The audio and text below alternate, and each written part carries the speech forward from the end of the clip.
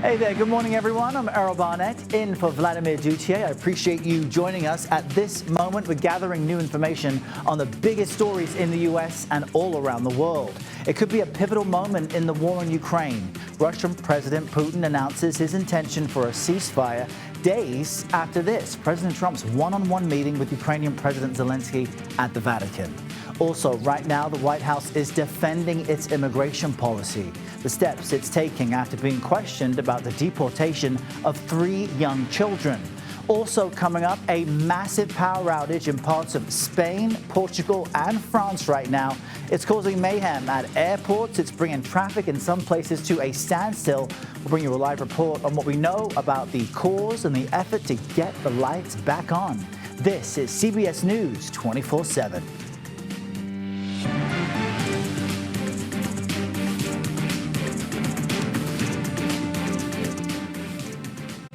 All right, now, as we reach the end of President Trump's first 100 days in his second term, the White House is boasting what it calls its success on cracking down on illegal immigration. Now, in what was a rare morning press briefing, border czar Tom Homan said, right now we have, quote, the most secure border in the history of this nation, end quote. Homan also addressed the removal of 3 young children who were deported on Friday, including one with cancer, despite them all being U.S. citizens. This administration is doing the right thing. Every public safety threat we arrest from this country and move them, this country is much safer. So parents will make a decision what happens to their child. Having a U.S. citizen child does not make you immune from our laws. All right, joining us now is CBS News White House reporter Olivia Raldi. Olivia, this is the message the White House wants out today, but help us understand what those signs behind you also demonstrate the single message this administration wants to focus on at the moment. Yeah, good morning, Errol. It's good to be with you. This White House is gearing up for their 100th day in office. That is tomorrow, April 29th. And in lieu of that, to get prepared for that this morning when we arrived at the White House, you saw these signs behind us. And what they say are arrested, and then they say illegal alien. They show someone's mugshot, and underneath them you see a description of what they were arrested for. And Errol, the whole point of all of this, these dozens of signs that are lining the White House North Lawn right now, are to focus on immigration. This White House says they are in the first initial phases of what they're calling the largest deportation in American history. That is what Trump wants to accomplish. It's something he ran on. So today they're making sure that immigration is the top focus going into the first 100 days. That's something they want to point to as a success, saying, look, we have cracked down on this, we have cracked down on border crossings, and we are getting these deportations underway. But I do want to note a new CBS News poll that came out this weekend that talks about how Americans are perceiving how this White House is handling the immigration crisis in the United States. And I want to point out that about 49% of Americans say they approve of how Trump is handling this, and about 51% say they disapprove. So that's where we're at right now and how Americans are perceiving this White House specifically and how they're handling immigration. Yeah, and the issue of due process is central to so many Americans, and that's why they're interpreting the immigration issue differently. And I want to ask you also about some executive orders on immigration that the president is expected to sign today. What do we know about that?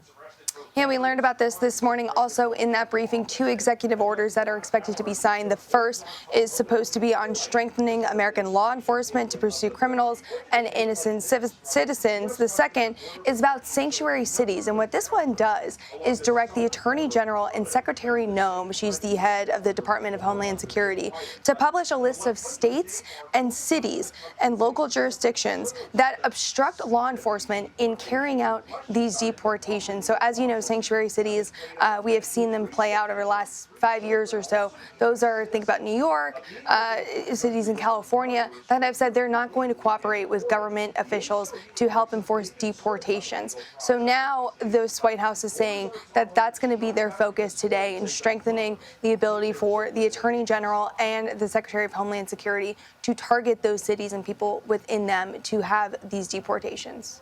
All right, really interesting stuff there. Olivia Rinaldi with the latest from the White House for us. Thank you for that. At this point, let's bring in CBS News immigration and politics reporter Camila Mononttoya Galvez, because Camila, with this issue of children being deported, there's now confusion. The administration is saying the parents wanted to take them. That's not necessarily the case for each of them. Can we start with the child that was deported despite an attempt to change custody? Help us understand what's happening there. Here are the facts as we know them. We know that according to federal court documents, there was this mother from Honduras who had an order of deportation because she was in the U.S. illegally, and she was living with her 2-year-old daughter, who is a U.S. citizen because she was born here on American soil. They went into an ICE check-in appointment to comply with the immigration court process, and the mother was arrested and told that she had to face deportation. According to ICE, the mother opted to allow the daughter to come with her to Honduras on that deportation flight. But what the rest of the family is arguing, Errol, is that the father tried to have the daughter remain in the U.S. by appointing a legal guardian who presumably has U.S. citizenship or other legal status here to take custody of the daughter, of the child, and allow her to remain here on American soil. ICE said it did not get the necessary information to do that and instead deported the mother and the child to Honduras. So again, this gets at the central question about whether the administration is moving too aggressively, too quickly to carry out these mass deportation operations, and in the process along the way, trampling on the due process of citizens and non-citizens alike. Right. I think even one of the judges in these cases noted that a 24 or 48-hour window isn't enough time to allow people who are about to be deported to make their case. Perhaps a judge appointed by current President Donald Trump in his first term. Right, to get a sense of where that judge came from. But there's more cases. There's also the incident of a child who's being treated for stage 4 cancer, also deported despite being a U.S. citizen. What's the information That's there? right. This family was also on the same deportation flight from Louisiana to Honduras, and it included at least one U.S. citizen child, a 4-year-old boy who suffers from a severe form of cancer, and he was receiving medical care here in the U.S. Like in the other family, his mother was in the U.S. illegally and had a deportation order. But according to advocates, the family did not get a chance to consult with lawyers and also with doctors as to the child's health condition before the deportation took effect. And now that family is also now in Honduras. ICE's position and the administration's legal position is that the children who are U.S. citizens by virtue of their American citizenship can ultimately come back when they want to, but we're talking about children again, and the parents who were deported are now banished from the U.S. for at least 5 years, so they cannot come with them back to the U.S. So the open question is how those children will be able to come back to American soil. Precisely, and for that child, the healthcare disparity between Honduras and the U.S. is quite notable. Camila, we appreciate you bringing us the latest on all of this. Thanks so much. Now, while the White House is laser focused on immigration, fresh new CBS News polling shows Americans are actually critical of the administration in other sectors. We've got some information to show you. As this new poll reveals, President Trump's approval rating has now dipped to 45%. That's down from 53% on February 9th. Also, 75% of people polled think Mr. Trump is making major changes to how the government works. And as you see on your screen, only 9% believe he's actually not making changes. And this is also interesting. 53% believe the U.S. economy is now getting worse since the beginning of the president's second term. Around 70% of MAGA Republicans, though, believe the economy is getting better. And we also have these numbers to show you. A majority of those polled believe the administration is not focusing enough on lowering prices and focusing too much on implementing tariffs. And a quick programming note for you. CBS News 24/7 will have special coverage all day tomorrow of the first 100 days of the president's second term. All right, we're also following this breaking news coming to us out of Europe. Large parts of the Iberian Peninsula have been hit by a major power outage. You know, we're talking about Spain and Portugal here. Subway networks, phone lines, even traffic lights in parts of the two countries are out. And that, of course, is stranding thousands of people and causing chaos. CBS News senior foreign correspondent Holly Williams brings us the details on this from London. Holly, good morning to you. This really covers a just huge stretch of populated space. So what can you tell us about how it's hitting people? Good morning, Errol. Well, this massive power cut hit just after midday local time. And as you said, it's primarily affecting two countries, Spain and Portugal. Those two nations in southern Europe have a combined population of over 50 million people. So this is a very big deal. Parts of France were also apparently briefly affected. Now, in terms of the specifics of the impact of this, Spanish media is reporting that the power cut hit several regions in that country, leaving the country's parliament in Madrid and subway stations in the dark, with parts of the subway station later evacuated. Our partners at the BBC are reporting that shops and restaurants in Madrid were also plunged into darkness and that cash machines in Portugal stopped working. We have reports from Portugal that Lisbon's subway also stopped working and that hospitals in that country switched to generators. Meanwhile, the Reuters news agency is reporting that there are flight delays at airports across Spain, while Lisbon's airport is running on backup generators. And Portugal's national carrier is warning people not to head to airports at this point. Play was also suspended at the Madrid Open tennis tournament. And there are reports from both countries that traffic lights stopped functioning, resulting in traffic jams. The mayor of Madrid is asking residents to keep their movements to a minimum to keep the roads clear. So this power cut has had a drastic and ongoing impact, and we are still getting details as it unfolds. Yeah, Holly, I appreciate you kind of reading us line by line the bits of information we do have. We were just looking at fresh video coming in to our newsroom as well. And in the U.S., sometimes, you know, the power is on a kind of patchwork grid, except for the state of Texas, which can lose power all at once because it's on its own grid. Do we have any clue as to what might have caused this? Is the Iberian Peninsula on one single grid, for example? We do not have any clear information at this point. Power operators in both countries, Spain and Portugal, say that they are working on it. The Spanish power operator, Red Electrica, says that they have begun to restore power in some parts of the country. And the Reuters news agency is reporting that both Spain and Portugal have convened emergency cabinet meetings. We will have more on the cause of this outage. We'll report it to you, Errol, when we have that information. Yeah, all of this still unfolding, and Holly Williams giving us the latest breaking information. Holly, thank you very much.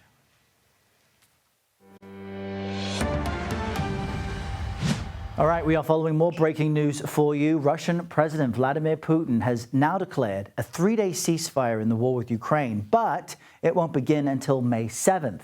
He wants it to coincide with the 80th anniversary of the Soviet Union's victory in World War II.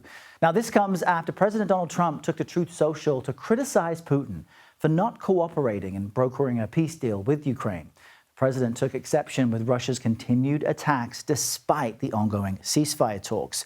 Let's bring in CBS News senior national security correspondent Charlie D'Agata, who is standing by at the Pentagon for us. Charlie, great to see you this Monday.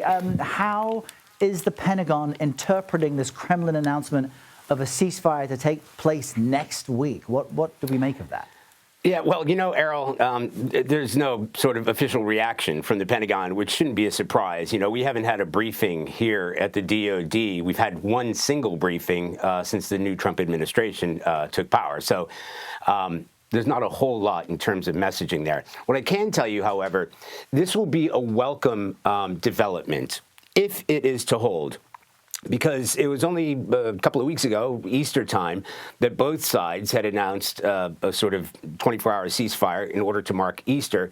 Hundreds of violations, again, on both sides. And when I've been there in the past in Ukraine, when the Kremlin has had sort of a unilateral ceasefire announcement, it hasn't lasted even for a number of hours. So it'll be interesting to see if something comes out of Kyiv, to see if they intend to match that as well, at least in tone and gesture, because the The official line out of the Pentagon, Secretary Hegseth, it's the same as it's coming out of the White House. They want to stop the killing. So even if that's temporary, it shows a level of restraint, and anything that can stop the killing even temporarily, even if it's a gesture from the Kremlin, it does show a bit of accommodation and a bit of wiggle room, a bit of reason to be positive about the conflict there. Yeah, and I guess for Ukrainians, they'll take any glimpse of a potential ceasefire they can get. Charlie, I also want to ask you about the deadly airstrike the U.S. launched in Yemen. We've discussed that over the past few weeks. This apparently killed dozens. What more can you tell us? Yeah, so once again, no official announcement from the Pentagon, other than they're looking into the reports, and we can't independently verify it ourselves. But the Houthis say an airstrike on a migrant detention facility killed at least 68 people, mostly African migrants, according to reports and images that we've seen from the armed group's television channel. The group says the detention center was holding 115 African migrants when it was struck at least 4 times. That was just before dawn. And the footage that we've seen appears to show wrecked building. There are lots of scattered bodies covered in debris. The Houthis say it was a deliberate bombing, that it should be considered a war crime. So no immediate comment, but just yesterday, Central Command, CENTCOM, which is kind of in control of that area, in charge of the fight against the Houthi rebels, they announced yesterday that forces had struck more than 800 targets since the Secretary of Defense and President Trump announced, if you remember back March 15th, that they would be stepping up or intensifying the attacks against the Houthis in retaliation for that group targeting shipping lanes and at least attempting to attack both U.S. and Navy vessels and merchant vessels in the Red Sea, which, by the way, the group has continued to do, and they're taking down drones as well, despite what Secretary Hegseth has called an unrelenting campaign against the Houthis. But in that CENTCOM statement, they say the offensive has killed hundreds of Houthi fighters and numerous Houthi leaders.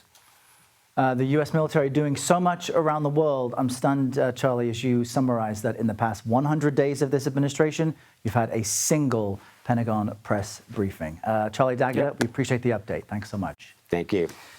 All right, still to come for you all. Harvard's legal battle is heading to court today. We're following the latest on the Ivy League schools' fight against the Trump administration. You're in the right place, streaming CBS News 24/7.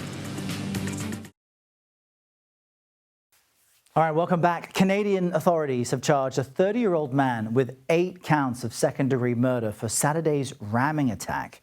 Police say the suspect drove a car into a crowd of people celebrating during a Filipino street festival in Vancouver. The attack killed at least 11 people, which is just jarring. CBS News correspondent Elise Preston is in Vancouver for us and covering all of this. Elise, the way you described it to me this morning earlier was just jarring. I'm wondering how people are coping and what we're learning about the suspect. Well, people are having a hard time, Errol. We have seen people even as early as around 4 o'clock this morning. They were paying their respects here at the scene. There are several checkpoints. We have this set up here, but then there are several spots around in this area that people have kind of turned into makeshift memorials. And you can see people have left prayers. They've left notes, basically, telling people that their thoughts and prayers are with them, that people are just devastated. We've seen so many people here at the scene who have been overcome with emotion.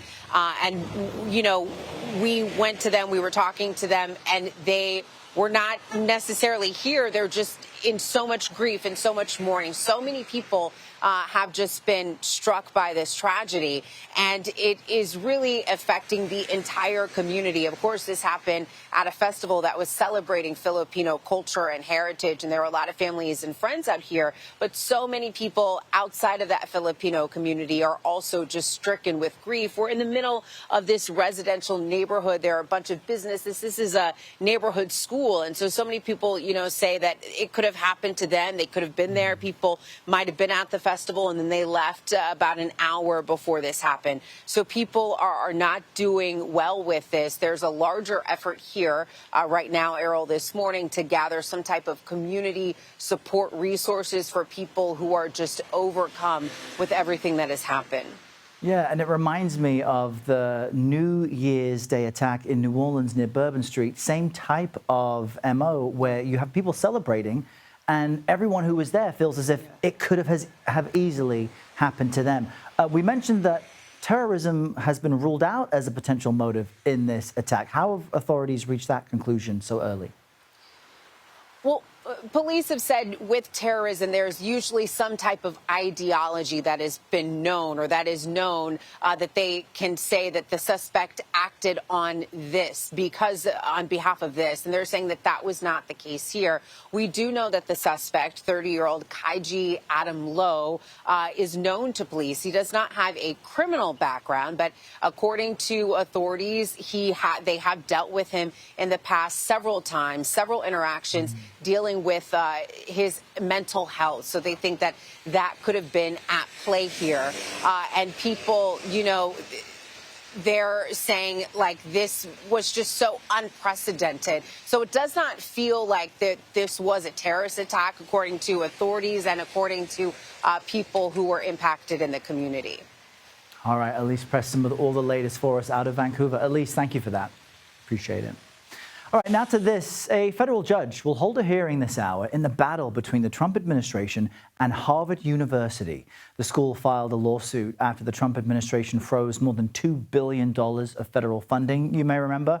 Well, the university previously rejected the administration's demands for changes to its admissions, hiring, and discipline policies.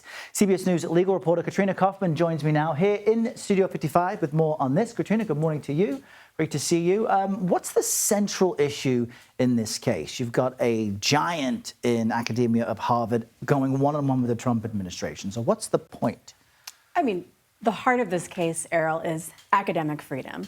Harvard says that the government can't tell a private university who can study there, what they can study, who they can be hiring, what they can teach, that the government just cannot infringe on their First Amendment rights in this way.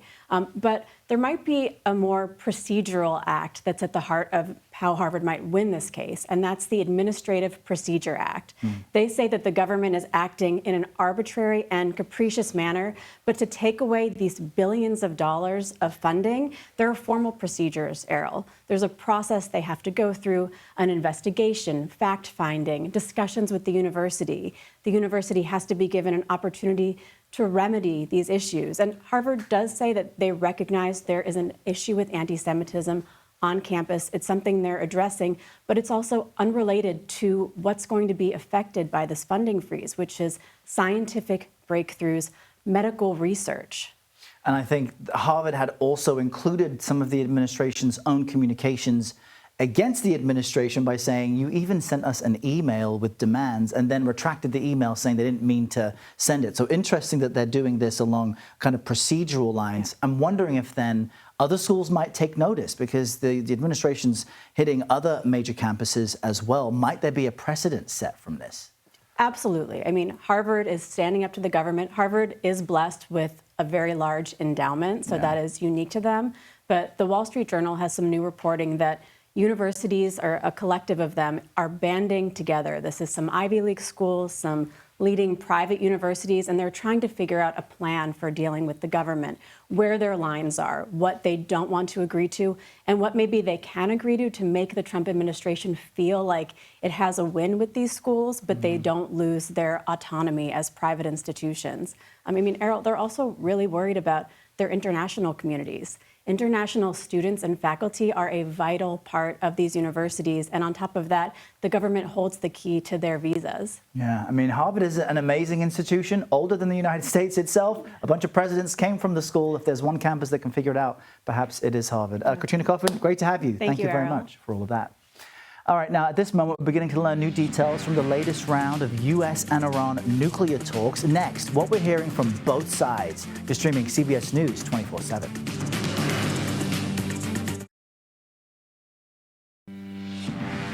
Welcome back, everyone. Here are the big stories we're following for you right now. The U.S. Coast Guard is investigating a deadly hit-and-run boat accident down in Clearwater, Florida. Authorities say they identified the boat that allegedly crashed into a ferry and fled the scene yesterday. 45 people were on board the ferry at the time. One was killed and at least 6 others were hospitalized. Former Vice President Camila Harris this week is set to give one of her first major speeches since leaving office. She's scheduled to give the keynote address at the Emerge 20th Anniversary Gala in San Francisco Wednesday. CBS News has learned she's going to both honor the organization's legacy and critique the current administration. And the criminal trial over the armed robbery of Kim Kardashian begins in Paris today. The TV star says she was held at gunpoint and locked in her bathroom back in 2016. That's when police say a group of people, now called the Grandpa Robbers, stole millions of dollars worth of her jewelry. The 10 suspects are mostly in their 60s and 70s. Kim Kardashian is expected to testify in person at this trial, which is set to run several weeks.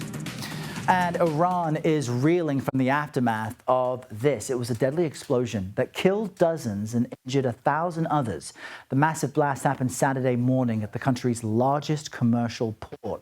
Let's bring in Middle East reporter Courtney Keeley now with more on this from our Washington bureau. Courtney, good morning to you. Do we know anything about what caused that blast and the impact it may have on commercial imports? Errol, we don't know from Iranian officials what necessarily caused the blast. CCTV, which is playing in Iranian media, does show a fire at first and then a massive explosion. This is the largest international port. It's the most important port in Iran, in southern Iran, near the Strait of Hormuz. It's a national day of mourning in Iran. The president did fly down to the nearby city there. Schools and offices are closed because of the toxic smoke. It did happen right as the talks were starting on Saturday, which led to some suspicion that it could be sabotage. But at this point, we're still wondering if it's human error. Iranian officials have not come out yet with the exact cause. Right, and those talks that you speak of, Courtney, were on, I believe, what is like a third round of these, you can't even call them negotiations yet, but these discussions, and there's another round that will come up in Oman soon. President Trump says these talks are going very well. Help us understand where we are on that front.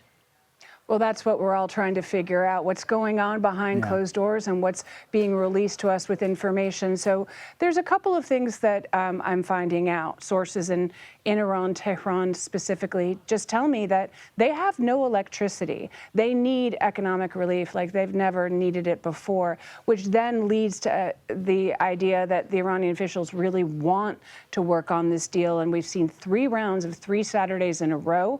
The Iranian foreign minister, who has really the ear and the trust of the supreme leader, Ayatollah Khamenei, has been involved in these talks for decades. He's very respected in the community for being taking part in the Iran-Iraq war, fighting there. So he's got credentials that really go to decades. So if somebody's going to be able to be at the table with that experience, with that trust of the most important person, which is Khamenei, it is the Iranian foreign minister. And we have gotten to technical talks right now. There is a team from the U.S. There's plenty of people still in the administration that are career officials, that are experts on the kind of nuclear physics that I can't explain to you, but they sure can.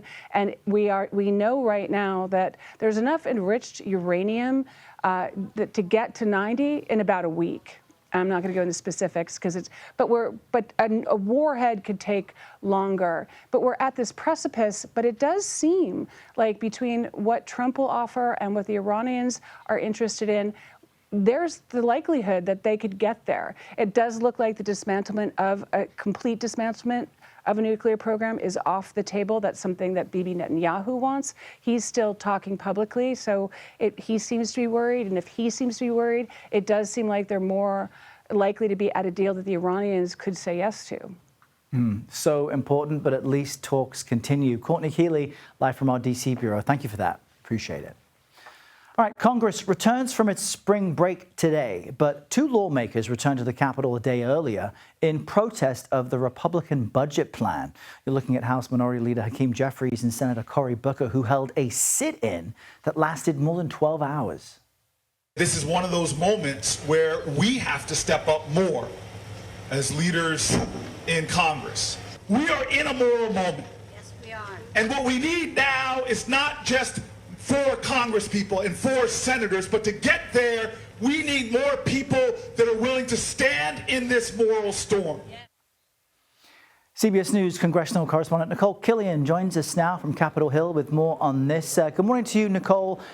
Senator Booker there kind of ended that speech and everyone standed up. There was kind of like a roarous applause around him. But why do this? Why conduct a sit-in protest on the weekend?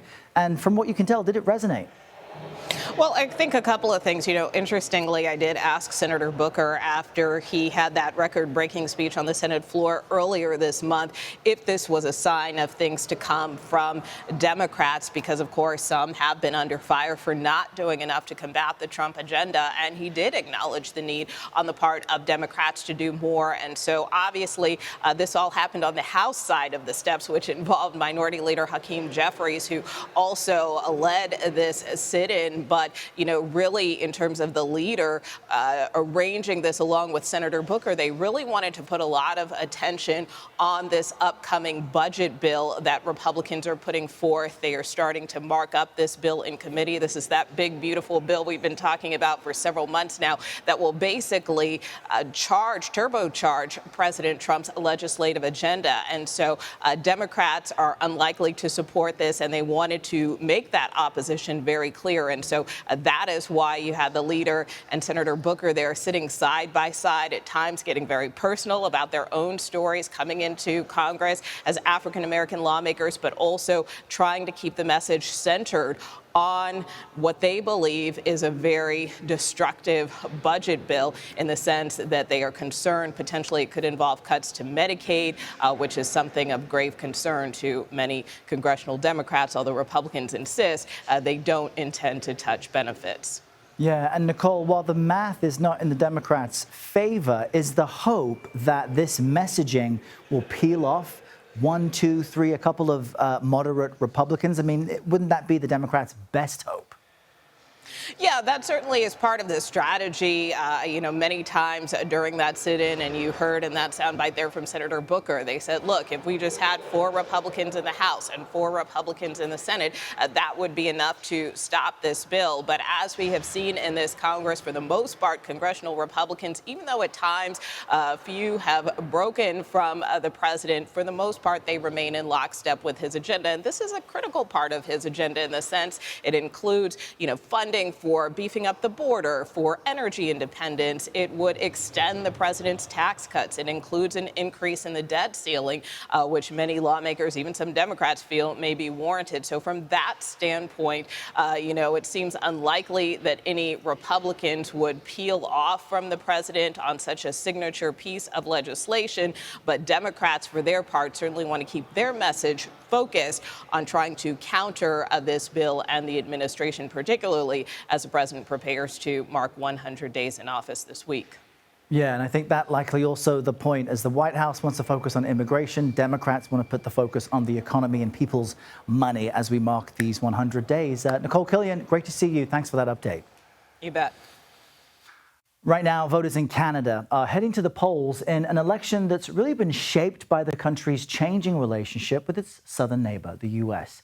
Earlier, I spoke with Asa McKercher. He is a research chair in Canada's U.S. Relations Program at St. Francis Xavier University, and we discussed the leading candidates. They've offered very similar sorts of things. Both have promised big military spending, something that Mr. Trump has certainly talked about. And they've also talked about essentially renegotiating our economic relationship with your country. So there isn't really a lot of daylight between them. But Mark Carney has very much sort of portrayed himself as sort of standing up to Mr. Trump in a much more aggressive kind of way. The kind of phrasing used here is elbows up, which is kind of a hockey phrase about getting kind of rough and tumble in the corners. Whereas Mr. Poilievre, the leader of the Conservative Party, has promised to sort of stand up to Mr. Trump, but not quite in the same full-throated way. And that's because within the Conservative Party, there are a lot of people who support, or at least supported, Mr. Trump and championed his re-election. Yeah, interesting stuff there. Most polls will close tonight at 9:30 p.m. Eastern. All right, at this moment, we are keeping a close eye on what you see right next to me. Severe storms charging through parts of the U.S. today, and it's bringing with it threats of tornadoes, hail, and potentially damaging winds. Let's bring in CBS News Philadelphia meteorologist Grant Gilmore with a first look at your national forecast. Grant, happy Monday to you. How do things look?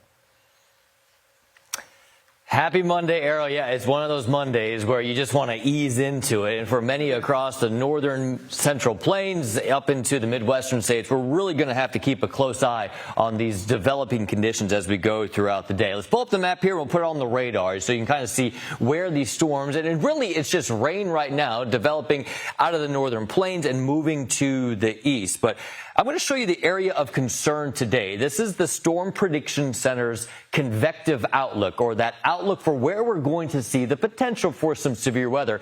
And this red area here, right there through northern Iowa into Minnesota, that's where we'll have to keep a very close eye on, not just the threat for those severe storms, but significant to potentially intense tornadoes. Now, this threat for severe weather extends all the way to the south. We've got this enhanced threat for severe weather across the southern plains, and all of this is going to be moving to the east as we go into the day tomorrow. But again, specifically, it's going to be this threat for tornadoes that we see later on this afternoon into the evening. Many across this part of the country waking up with very pleasant conditions, and that is going to be the concern because it starts off to be a relatively nice day, but things start to go downhill as these storms develop later on this afternoon into this evening. Again, that moderate risk, or that level 4 out of 5 to the north there, southwestern Wisconsin into southern Minnesota, up towards Minneapolis, and then northern Iowa. Everybody will have to watch these storms as we go throughout the day today. Watch the forecast radar as we go throughout the afternoon to see those storms developing, but also some discrete cells to the south. That leads us into the day tomorrow, where the system sort of regenerates as we see another low pressure system develop with the cold front stretching from the northeast all the way back into the southern plains. Again, a slight to enhanced threat for severe weather again tomorrow. Large hail, 2 to 3 inches in diameter. We could see some long track, strong to intense tornadoes tomorrow, in addition to the damaging winds. But also, Errol, watching closely for the continuation for the threat for some very heavy rainfall that may result in some flash flooding. We're looking ahead to tomorrow. We've got a moderate risk for some excessive rainfall across Oklahoma into parts of western Missouri tomorrow, where some places could see over a half foot of rainfall, not just through tomorrow, but even into Wednesday. So multiple severe threats, Errol. We're starting off our Monday, and we're watching out for the threat for severe weather as we go through the middle of the week. Back to you. Yeah, Grant, really important warnings there. Hope folks in the region listen. Thanks so much. All right, still to come for you all, what we're learning about when the start of the secretive conclave to elect a new pope will begin. It was just announced, and we've got it for you after this. You're streaming CBS News 24/7.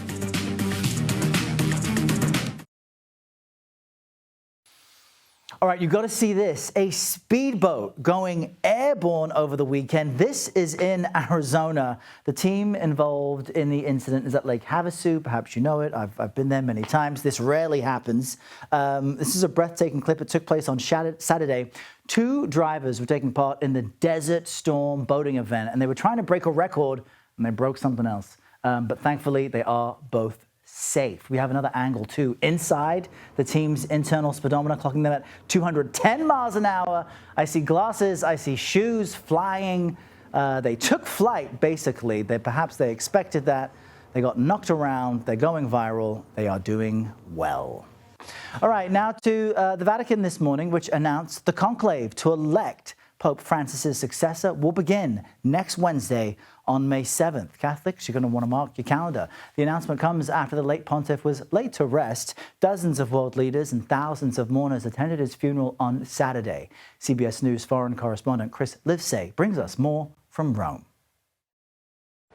Well, now that we know exactly when the conclave is going to begin, preparations are underway for the cardinals in Rome, or coming to Rome, to elect the next pope. Now, a lot has been made of the fact that Francis elected or named the majority of the cardinals who are going to be participating in this conclave. And so you might think, well, he'll probably be cut from the same cloth as Francis. He's going to be a champion of the poor, of the marginalized, of the voiceless. Many say he'll be progressive for all these reasons, but that's not necessarily the case. One of the reasons is because so many of these cardinals that Pope Francis named come from the periphery. They come from countries that we're not necessarily familiar with. They weren't necessarily having cardinals in the past. So we're talking about places like East Timor, Mongolia, places that but where people don't necessarily even have the experience that other cardinals have had to form relationships and form voting blocks. Many of them don't even necessarily speak Italian, which is the lingua franca here, the universal language. So it's a big wild card. We can't clearly predict who the front runners are, what direction the church is going to take. We won't really find out until that white smoke goes up behind me over the Sistine Chapel. Back to you. All right, Chris, thank you for that. The Trump administration has cut more than 1,000 jobs and $1 billion in research grants from the National Institutes of Health. Now, this is part of its ongoing mission to shrink the federal government. Well, CBS News correspondent Sharon Alfonsi spoke with a former director of the NIH who warns these measures could jeopardize the health of Americans for generations.